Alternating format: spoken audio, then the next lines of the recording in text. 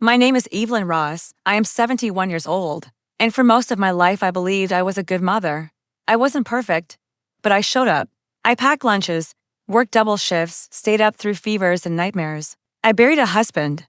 I paid off a mortgage one painful month at a time. I thought that counted for something. I thought that would protect me. I was wrong.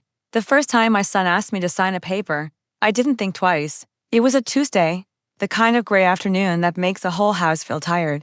I was sitting at the kitchen table with a cup of coffee that had already gone cold. The clock over the stove kept ticking, the way it always had, steady and judgmental. "Mom," he said, dropping a folder on the table, "we need to talk about the house.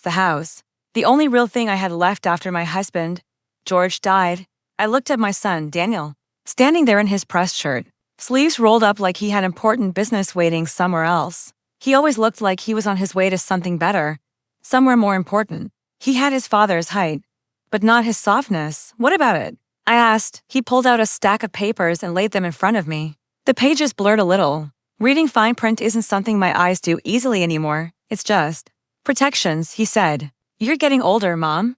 God forbid something happens to you. We don't want the state taking everything. This lets me help manage things. I'm just trying to make sure you're safe. That word slid across the table like honey covering a knife. "You mean like a power of attorney?" I asked.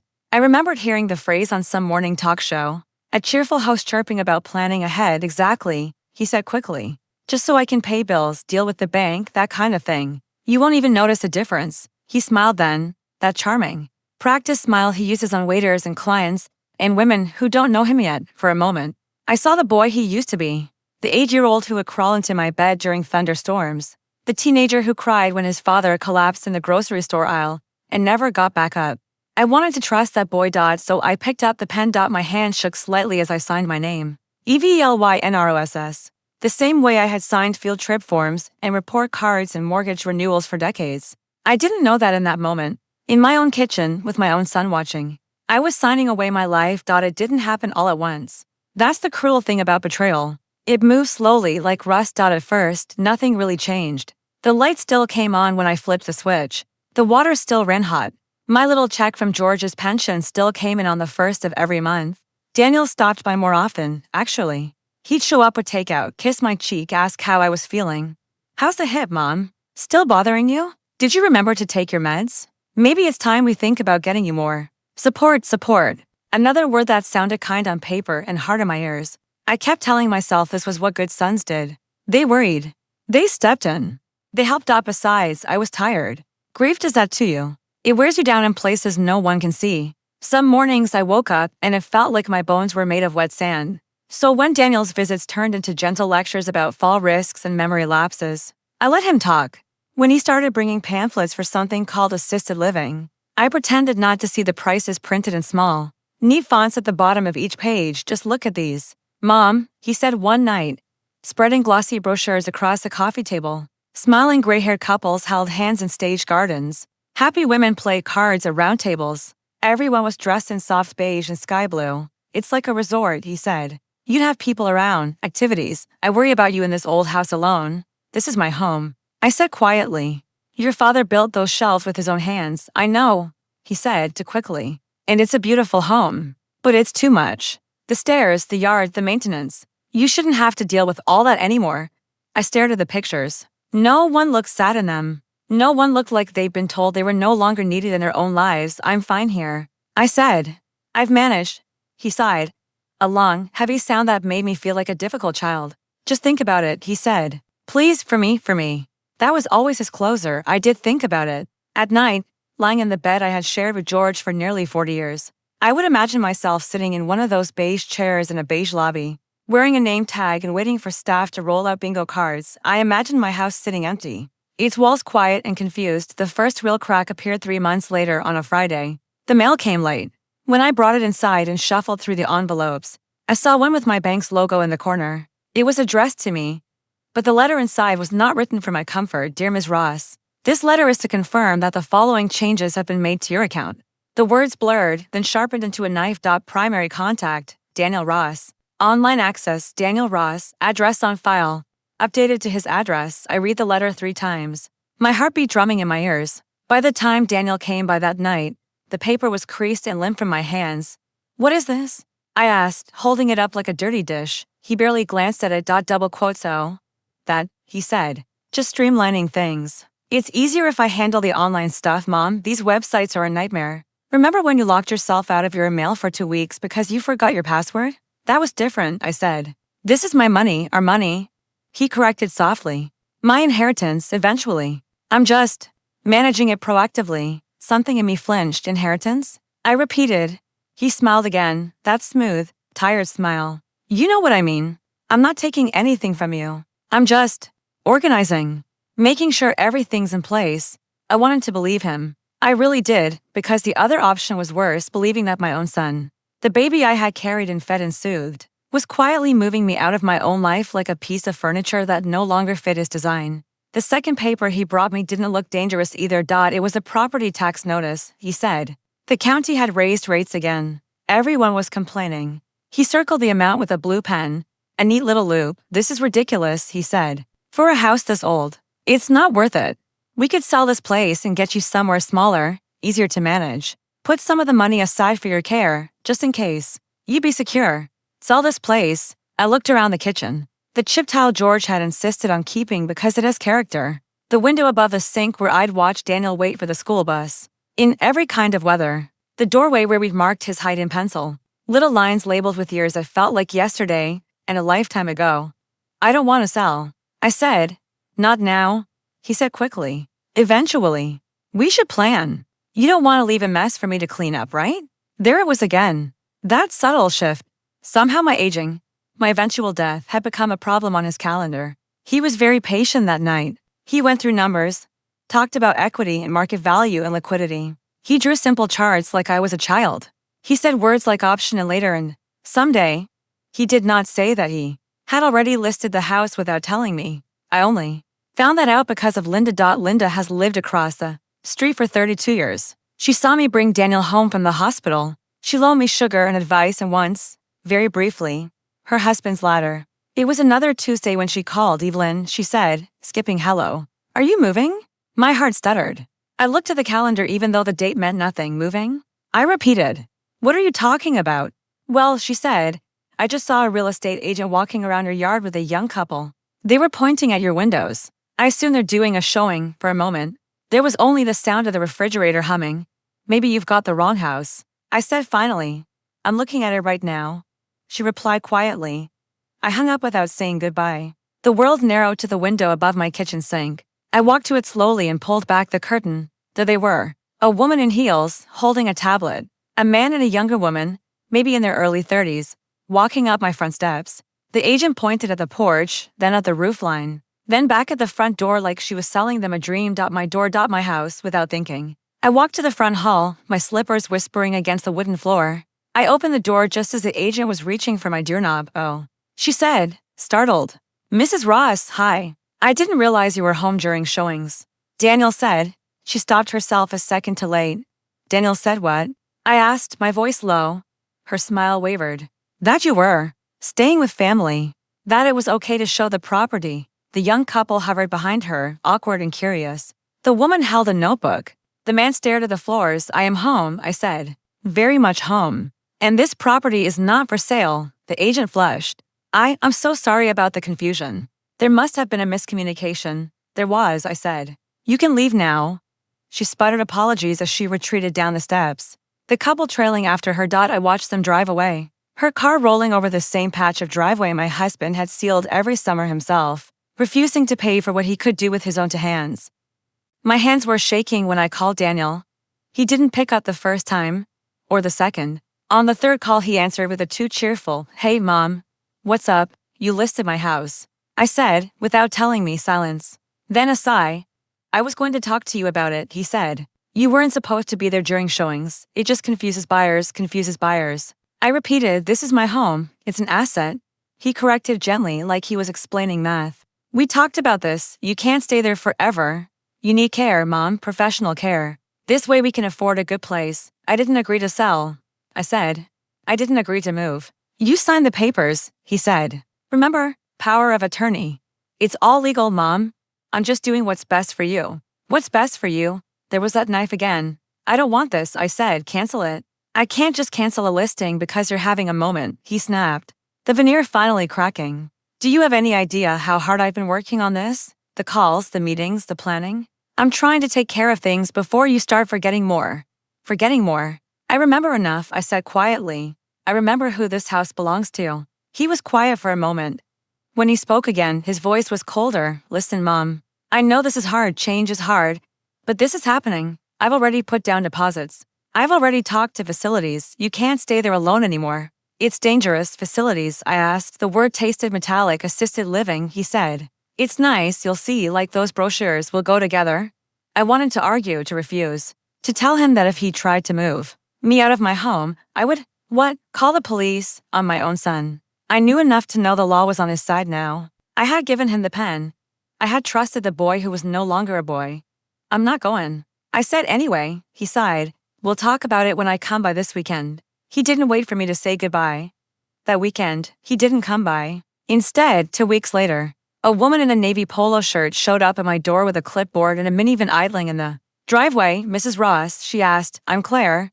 I'm here to help you move. Move where? I asked. Her smile was professional and practiced. To Willow Creek Assisted Living. Your son said today was the day, my son said. I don't remember exactly how the next few hours unfolded. Trauma does that. It bends time. I remember her walking through my house like it was a project. I remember her suggesting what I might want to bring. A few clothes, toiletries, a framed photo or two. I remember sitting on the edge of my bed, staring at the indentation where my husband's body used to rest, and realizing that no matter what I chose to pack, the most important things could not be carried in a suitcase. In the end, I took one small bag, a dress, a sweater, a pair of worn slippers, a photograph of George holding baby Daniel on the front steps of this house, my wedding ring, which I slipped off for the first time in decades and placed in a small tin box, a journal with only the first few pages filled. They told me they would handle the rest. We'll coordinate with your son, Claire said. He's already signed all the necessary forms. When I stepped outside, the air felt wrong, thin. The sky hung low over the neighborhood where I had lived most of my life. Linda stood on her porch, her hand pressed to her mouth. Her eyes were bright with tears. She didn't want me to see Evelyn. She called softly, do you need anything? I wanted to say yes. I wanted to ask her to take my hand and pull me back inside, to stand in the doorway and refuse to let them load me into that van-like cargo. Instead, I shook my head. I'll be fine. I lied. Because somewhere under the fear and the humiliation, there was another feeling that surprised me. Shame. As if I had failed some test of motherhood so badly that this was now my fate, to be processed and placed and filed away by the very child I had raised. The ride to Willow Creek took 40 minutes. The farther we drove, the smaller my old life felt. Houses gave way to strip malls, then to fields, then to a cluster of new buildings that all looked the same. Willow Creek was beautiful in the way a hotel lobby is beautiful. Polished floors, soft lighting, a bowl of fake lemons on the front desk. The receptionist smiled as if she had been waiting just for me. Welcome, Ms. Ross, she said. We're so glad you're here. I looked around at the people in the chairs along the wall. Some stared at the television mounted in the corner, where a cooking show played silently. Some dozed. One woman folded and unfolded a napkin, over and over. No one looked glad to be there. They gave me a room on the second floor. It was small but neat, a bed made with hospital corners, a dresser, a nightstand, a window overlooking the parking lot. This will be your new home, Claire said cheerfully. You'll meet the activities director tomorrow. We have bingo nights, movie afternoons, exercise classes. Her voice faded into a distant hum. New home, there are two kinds of leaving. The kind where you walk out, and the kind where your life is moved away from you while you stand still. I had just experienced the second kind. I spent the first night staring at the ceiling, watching shadows from the hallway lights crawl across the tiles. Somewhere down the hall, someone cried out in their sleep. Somewhere else, a nurse's shoe squeaked softly against linoleum. In the morning, a nurse brought me a paper cup with pills and a plastic cup with orange juice. It's medication time, Ms. Ross, she said. My last name sounded strange in her mouth. Will my son be coming today? I asked. She smiled. Family usually visits on weekends. I'm sure he'll be here soon. You're still adjusting. It gets easier, does it? I wanted to ask. Does it get easier to realize your own child has put you somewhere you can't leave without help? Days passed. I learned the schedule: breakfast at 8, lunch at noon, dinner at 5, activities in between, if you wanted them. I watched people move like slow currents through the building, some clinging to walkers, some clinging to habits. I kept my small bag on the chair by the window as if at Any moment someone might come and tell me there had been a terrible mistake and I could go home now. Once a week, Daniel called. He never stayed on the phone long. Hey mom. How are you? Are they treating you well? Eating okay. Good. Good. Listen, I'm slammed at work. But I'll try to come by soon, alright? Love you. He didn't ask about the house. I didn't ask either. It was 3 months before he visited in person. He arrived in the middle of an afternoon craft session to which I had not been invited by choice. I was sitting alone in my room, pretending to read the same page of a book for the 5th time when he knocked. Mom, he said, peeking in like it was my dorm room and not my last address. Hey? He looked tired. Or maybe he just looked guilty. Sometimes it's hard to tell the difference. You changed your hair. I said, it was shorter, more severe. He laughed awkwardly. Yeah, new client, new image, you know how it is. I did not know how it was. He sat in the only other chair in the room and looked around like he was visiting an exhibit. It's nice, he said, cozy, it's small. I replied. But I suppose that's efficient, right? Less to manage. He shifted in his seat. I brought you something. He pulled a small framed photo from his bag. It was a picture of him with his wife and their daughter, my granddaughter, taken in front of their house. Their house, bigger than mine had ever been. I thought you might like to have this, he said. I took it from him carefully. The glass was cold under my fingers. She's getting so big. I said softly. How old is Lily now? 7, he said. 2nd grade, 7. The age he was when he told his teacher his greatest hero was his mom. I'd like to see her, I said. He hesitated a fraction of a second too long. Yeah, of course. He said, we'll figure out a time. She's got school. Activities, you know how it is. Busy. I set the frame on the nightstand.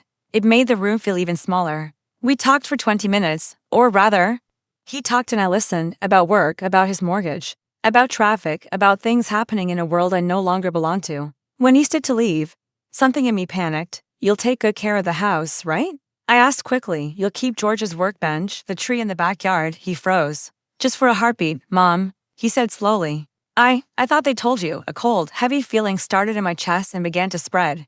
Told me what? I asked. He swallowed, looked to the floor, the wall, anywhere but my eyes. We closed on the sale last month, he said. The house it's gone. The new owners move in next week. For a moment, the room tilted, the bed, the window, the framed photo on the nightstand, all of it slid sideways in my vision. Gone. I repeated, you sold my house. Our house, he said automatically, then seemed to catch himself. It was the right move, Mom. The market was good. I put a portion aside for your care like we discussed. The rest, well, it's helping with some things, the kids, the bills. Life is expensive, our house. But you put me here, I said. You gave my room to strangers and put me here. He sighed that long, tired sigh again. Mom, this is what people do now. They downsize. They transition to care. You're safer here. You're taken care of. By whom? I wanted to ask. By overworked aides who call me sweetie because they can't remember my name? By a system that measures my worth in monthly payments? Instead, I said nothing. He checked his watch. I've got to run, he said. Traffic's going to be a nightmare. I'll call you, okay? He kissed my forehead quickly. I smelled expensive cologne and something underneath it I didn't recognize. Fear. Maybe. When he was gone, the room felt even smaller. My house was gone. My husband was gone. My freedom was gone. All that was left was this narrow bed, this window over the parking lot, and the sound of other people's televisions leaking through thin walls. That night, I couldn't sleep. I lay awake, listening to the building breathe, the hum of the air conditioning, the distant rattle of a cart, a cough, a cry, a door closing, somewhere down the hall. Someone's family was visiting. Their voices low and apologetic, were doing what's best for her. A man's voice said. I stared at the ceiling and realized something, with a clarity that felt almost violent. No one was coming to save me. Not my son, who had turned my life into numbers on a spreadsheet. Not the staff, who rotated in shifts and knew how to smile without getting attached. Not the universe, which had already taken a husband and now, quietly, had taken my home. If I wanted my life back or any piece of it, I would have to take it myself. I didn't know yet how. I was an old woman with one small bag and no address to go back to. But somewhere, underneath the shock and the sadness, something old and stubborn stirred. The same thing that had kept me working double shifts, that had kept me standing at a graveside without collapsing, that had kept me paying that mortgage, one painful month at a time. The part of me that remembered who I was before anyone called me dependent. It would take 5 years, a hospital scare, a lawyer who actually listened, and one unexpected sentence from my son to finally turn everything around. But sitting in that narrow bed, staring at that narrow window, I made myself a promise. This was not going to be the end of my story, asterisk. It's funny how a promise you make to yourself at 3 in the morning can be the only thing that keeps you sane. I didn't wake up the next day and turn into some fierce warrior woman. I still took the pills they gave me. I still lined up for meals. I still listened to the nurses call me sweetie and hun like they were putting band-aids over bullet holes. But something inside me had shifted. I started paying attention. I noticed which nurse rushed and which one actually looked you in the eye. I noticed who flinched when their family visited, who didn't have any family at all. I watched how the staff talked when they thought we couldn't hear them. I watched whose room the administrator walked into and whose door she passed by without a glance. Most of all, I watched the paperwork. Every month there was something to sign. Medication consent, activity waiver, updates to policies. Most of the other residents signed whatever was put in front of them. Some couldn't even hold a pen steady. The aides would help, guiding their hand like a parent helps a child write their name. I refused to sign anything without reading it. That made me difficult, Ms. Ross. This is just a standard form, they'd say. That's fine, I'd reply. I'm going to read your standard form. I saw charges for things I hadn't used. Recreational therapy fees when I hadn't attended a single session. Enhanced care package when my care looked exactly the same as the woman in the next room. Who was paying less? I started asking questions. The staff didn't like that. Your son approved. Your level of care, the billing manager told me one day. Her smile stretched to tight. He signed the financial agreement. It's all taken care of, by a man who had just sold my house and used the word inheritance like a coupon code. The more they reminded me of the paperwork, the more I remembered the pen in my hand that day at the kitchen table. The way Daniel had smoothed the pages out like he was doing me a favor. Power of attorney. I didn't know all the legal details, but I knew this. Having the power to act for me was not the same thing as owning me. That thought rattled around in my head for months with nowhere to go. It found a place the day my body finally gave out. It was stupid. The way it happened.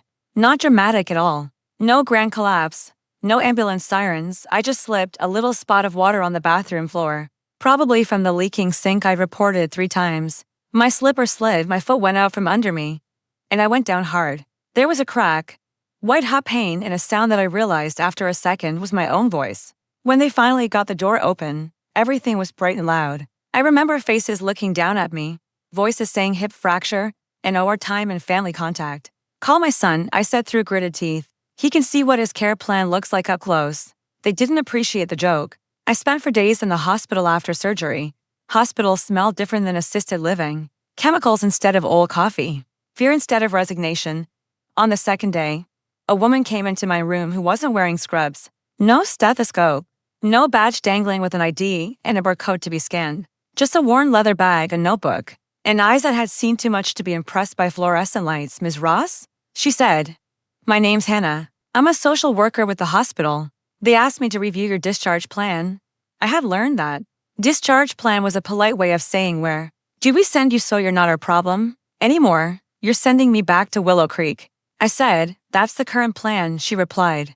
But before we do that, I'd like to ask a few questions. How are you feeling about going back? I looked at the ceiling. The paint was peeling in one corner. How do I feel about going back to the place where my son parked me so he could sell my house? I said, is that on your little checklist? She didn't flinch. That made me pay attention. Your son has power of attorney? She asked carefully. So they tell me, I said. I signed something. He said it was for my protection. She nodded slowly, scribbling something in her notebook. Do you know if it's durable power of attorney? General, limited. I know I don't get a vote in my own life, I said. That's what I know. She was quiet for a moment. Has anyone ever talked to you about your rights? She asked. I actually laughed. It came out thin and bitter. Sweetheart, I said. I'm an old woman in a rented bed. My rights got signed over with a ballpoint pen and a smile. That's not entirely true. She said gently. Even with the power of attorney, there are boundaries. And you still have capacity. You're oriented. You understand what's happening to you. That matters. Double quotes capacity. Another word that sounded clinical and landed like a verdict. Asterisk. She asked more questions. About when I signed. About how much was explained. About whether anyone suggested I get my own lawyer when I said no. Something in her expression shifted. Ms. Ross, she said. I can't promise anything yet. But would you be open to talking to someone about this? Maybe an elder law attorney? We have a partnership with a legal aid group. Pro bono. No cost to you. The word attorney tasted different coming from her. Less like a threat and more like a tool. I don't have money for lawyers, I said automatically. She shook her head. I said no cost. They work with people in your situation all the time. Folks whose kids blur the line between helping and helping themselves. I stared at her. Why now? I asked. I've been in that place for almost 5 years. Why is this the first time anyone said I might have a choice? She held my gaze. Because you fell, she said quietly. And because you asked the question instead of just letting this happen to you. For the first time in a long time, I felt something like anger that wasn't turned inward. Fine, I said. Let's talk to your lawyer. His name was Alvarez. He wore the same cheap suit 3 days in a row and carried a folder that looked like it had been opened and closed too many times. He sat in a plastic chair beside my hospital bed and listened. That alone was strange. People hadn't really listened to me in years. Not the way he did. Not the way George used to. Back when we were young and still believed we could fix everything with a plan. And some elbow grease, I told him about the power of attorney. The house, the assisted living facility, the bank letter, the listing I found out about from my neighbor instead of my own son. He didn't interrupt. He just took notes, his forehead creased. When I was done, he took a breath. Asterisk, here's the good news, he said. You are lucid. You understand what's happening. As of right now, you still have legal capacity. That means you can revoke the power of attorney if you choose to. If I choose to, I repeated. And the house. His mouth tightened. That's harder, he admitted. If it's already been sold to a third party who purchased in good faith, we're not getting the house back. But we might be able to look at how the proceeds were handled. Whether there was financial abuse. Whether your son breached his fiduciary duty. Fiduciary duty. Big words for don't rob your own mother. In the facility. I asked, can they keep me there if I say I want to leave? Not if you're not under guardianship and you're not a danger to yourself, he said. They can't physically hold you. They lean on the fact that most people don't know they have a choice. Or they're too old, too tired, too scared to exercise it, too tired. Too scared, I thought of the woman down the hall who folded her napkin over and over. Of the man who waited every Sunday in the lobby for a son who never came. What happens if I revoke it? I asked. What happens if I take it back? He smiled for the first time. Then, he said, your son becomes what he should have been all along. What's that? I asked. Just another relative, he said. Not your owner. It wasn't quick. Nothing involving paper ever is. He had to get copies of the original power of attorney, the sale documents, the financial agreements with Willow Creek. He had to talk to doctors to confirm I was of sound mind. He had to file things, send certified letters, use language that sounded like it belonged to a different planet. But 2 months after I fell, a nurse at Willow Creek wheeled me into a small conference room that smelled faintly of coffee and furniture polish. Alvarez sat at one end of the table with his folder. The administrator sat at the other with hers. Daniel sat beside her. For once not the most confident person in the room, he looked older. There were new lines around his eyes. The careful haircut couldn't hide the strain. Mom, he said softly. You didn't tell me you were talking to lawyers. You didn't tell me you were selling my house. I replied. I guess we're even. The administrator cleared her throat. Ms. Ross, she began. This meeting is to clarify some misunderstandings regarding your care. There's no misunderstanding. Alvarez cut in. My client wants to revoke the existing power of attorney and terminate the financial agreement that was signed on her behalf without her informed consent. She also wants to adjust her discharge plan. Daniel actually laughed under his breath. Discharge plan, he said. Mom, don't do this. You're not thinking clearly. This is exactly why you need me handling things. Alvarez slid a document across the table to me. 1 page, clean, my name at the top. My hands didn't shake this time. I'm thinking more clearly than I have in years, I said. I signed my name. The administrator shifted in her chair. Ms. Ross, even if you revoke your son's authority, there are financial obligations that we will review. Alvarez said smoothly, line by line, including every enhanced service and optional fee she was never told she could decline. I'm sure your accounting is spotless, but if it isn't, we'll address that in a different room. The administrator went pale in a way I found deeply satisfying. Daniel stared at me like I was a stranger. Why are you doing this? He asked quietly. After everything I've done for you? For me? Asked. You mean the facility you dumped me in while you sold my home? The money you used for the kids and the bills? His jaw clenched. It's your grandkids too, he said. I'm trying to build something for them. You had your life. I'm in the middle of mine. And I was in the middle of mine when you decided it was over, I said. You didn't ask. You decided. You took, there it was, laid out on the table between us, not just the ink and numbers and signatures, but the truth no form ever captured. He looked tired all of a sudden. Not guilty, just. Warren will talk, Alvarez said to him, rising. Separately. For now, Ms. Ross has made her decision. We'll arrange her transition out of this facility within 30 days. Transition where? Daniel demanded. She can't live alone. Not safely. She falls. She gets confused. I looked him dead in the eye. I fell because the sink leaked and no one fixed it, I said. I get confused when people use my love as a shield for what they really want.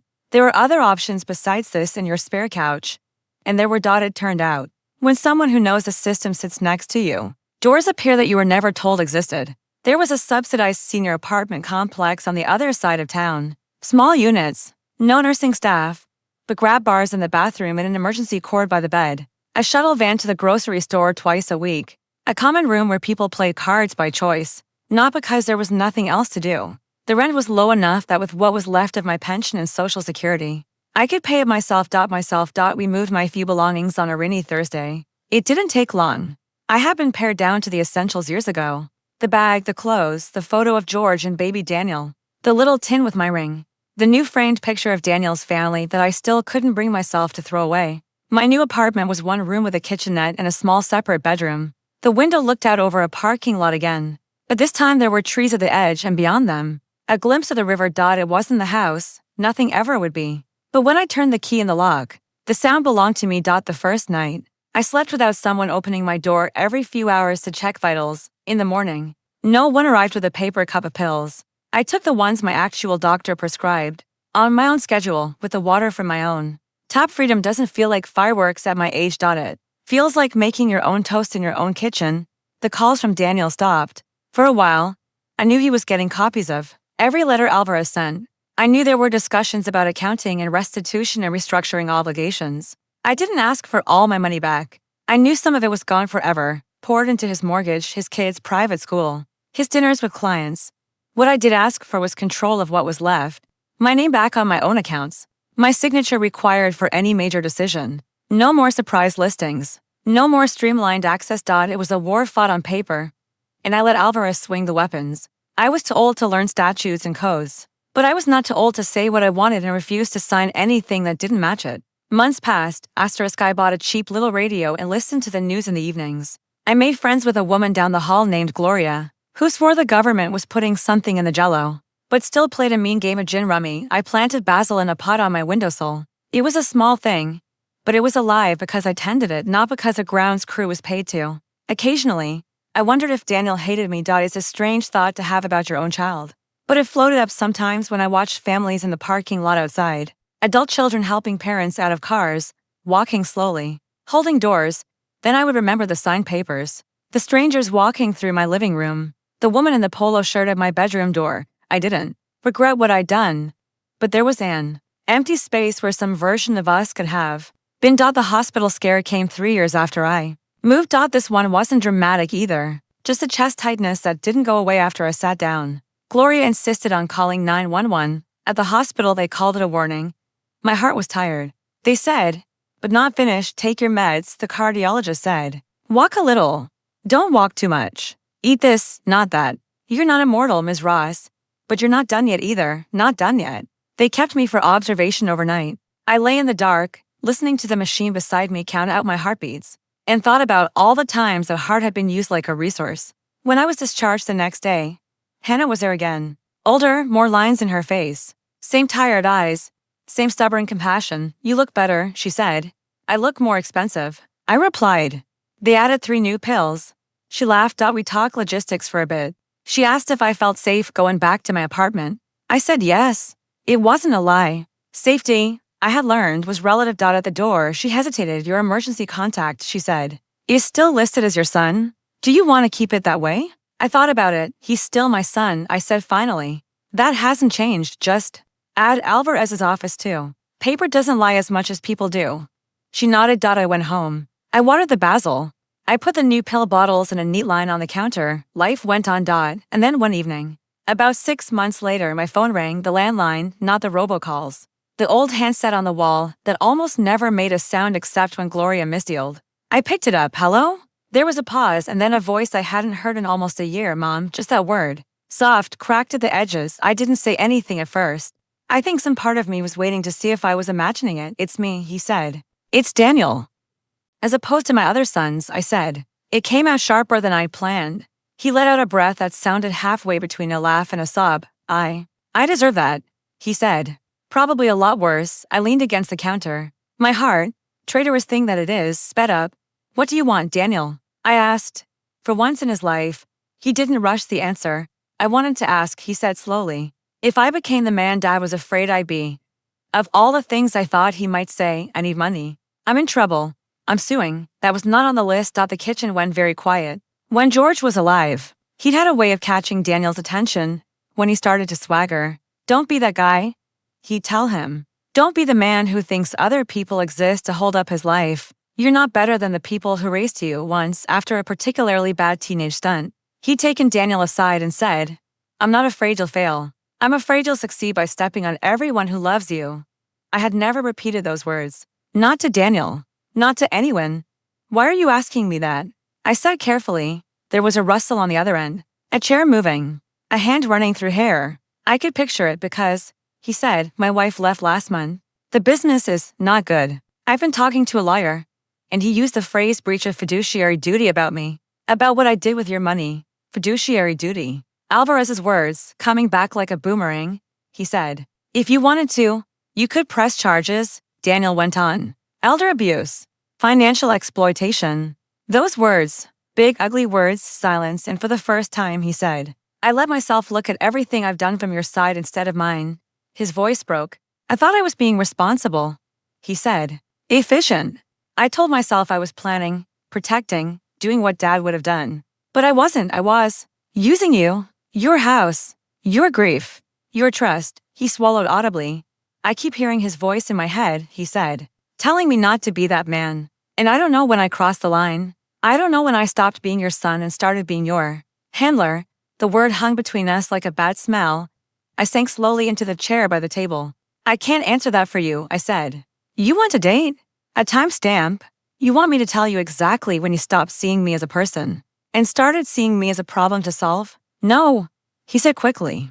I needed to ask you. Because Dad's not here, and you're the one I hurt the most. For a long moment, all I could hear was our breathing. People talk about the sentence that changed everything like it's always the big apology. The dramatic promise that I'll never do it again. That wasn't what changed things for me. It wasn't him saying I'm sorry. Though he did in a horse rush, spilling regrets and details of late-night fears. It was that one question. Did I become the man Dad was afraid I'd be? Because for the first time since he'd sold my house, since he'd signed papers and made decisions and talked over me in conference rooms, he wasn't asking for my permission, my blessing, my silence, or my help. He was asking for the truth, and the truth is a cruel kind of love. Yes, I said finally. You did. The line was so quiet I thought the call had dropped. You took my choices, I said. You took my home. You put me somewhere I didn't choose so you could afford a life you wanted. That's exactly the kind of man your father was afraid you'd become. I heard him inhale sharply, like the words had punched him. But, added, before he could speak, he was also afraid you'd never see it. That you'd go your whole life, thinking you were the hero of a story where everyone else was just scenery. There was a sound then that I had not heard from him since he was a boy. He cried, not the controlled sniffle of a man who doesn't want to ruin his tie, not the drunk, sloppy weeping of someone feeling sorry for himself. He cried like something inside him had finally cracked open. I don't know how to fix it, he said.